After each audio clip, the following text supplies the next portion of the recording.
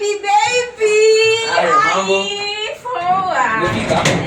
Sasa. Poa sana babe. Si nilikwambia poa. Poa? Si nilikwambia saa hii at least miaka imeenda na tumedate for long 3 years. Sasa nimeona tunaweza settle na tuoane. Si unaona mimi nimekaa hadi na manguo. Finally. Sasa niko ready baby. Miaka imeenda. Lakini sasa tukubaliane. Yes baby. Saa hii hakuna kuona hizo out na mabeshte. Sawa. Niko ready sasa sina maana nimekuja na manguo. Na tena hakuna kuvaa nguo fupi. Saa hii si hata wewe unaona kama saa hii venye nishaamua kuvaa hizi vitu. Si nishaamua. Unakaa poa. Na nguo refu nimechange juu yako. Na then unajue sasa saa hii hakuna kuona food online. Tutakuwa tunapika hapa. Nitajifunza kuja kutaka kushika sufuria. Sasa ujue sasa saa hii lazima ukue unapika sasa hapa, si ndio? Hapana, mimi sina shida nitakuwa na ukishapata watoto si ndio ukue unapikia. Ngoja kidogo babe napigiwa.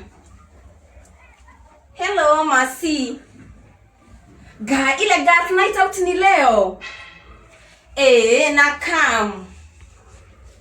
Ulisema dress code ni? White ama ka blue? Oh, white ka blue sexy dress. I got you baby, I'll be there. Na come niko na very short one. Yes, na come. Opo wale madozi wako. Sawa, in the next 20 minutes acha nitishe cab. Sawa, love you, bye.